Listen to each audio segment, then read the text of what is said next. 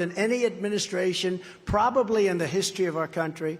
We delivered the largest tax cuts and regulatory cuts by far in history, and likewise, we built the greatest economy in history.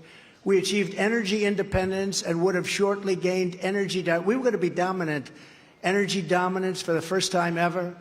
We had gas prices at $1.87 a gallon.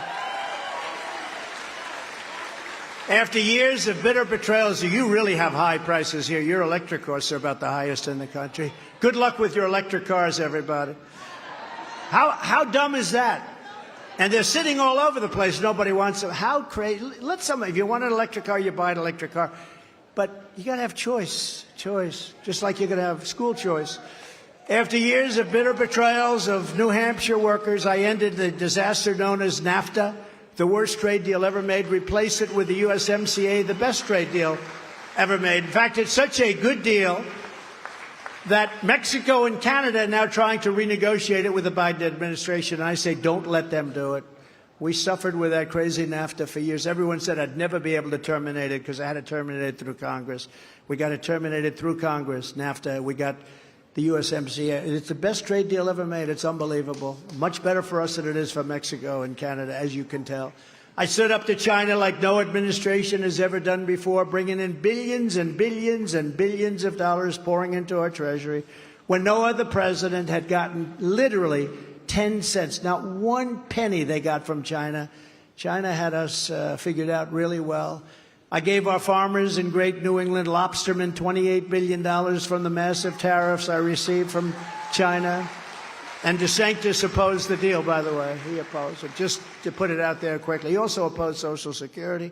I don't know if you know, he wanted to decimate Social Security, Medicare. And Social Security, he wanted to bring the minimum age up to 70. So I don't know if you know that. And remember one thing about a politician. When that's his original thought, that's where they go back to. They may come up here and talk to you, oh, I love Social Security. No, he voted 3 times to terminate and decimate it. We appointed over 300 federal judges and 3 great Supreme Court justices. And how about the ruling last week where they say that if you get great marks, you go to college first? There's no more crazy discrimination and other things. Nobody thought that was going to happen. And last year, those justices ruled to end Roe v. Wade. They ruled to end Roe v. Wade. Now, I have to tell you, we have to talk about it because it, energizes the other side a little bit, and it's not good. But just so you understand and how to talk about it, now pro-lifers have a tremendous power to negotiate. You had no power whatsoever. They could kill the baby at any time they wanted. They could kill the baby whenever they wanted. This moves the issue back also to the states, where all legal scholars want it back in the states. But you have tremendous power to negotiate. Like Ronald Reagan, before me, I support the 3 exceptions. You have to go with your heart. But I support for rape, incest, and for the life of the mother. I do that, and a lot of people do. Big portion do. And remember this, the Democrats, though, we're not the radicals. They're the radicals because they're willing to kill babies in their 5th, 6th, 7th, 8th, 9th month, and even after birth. So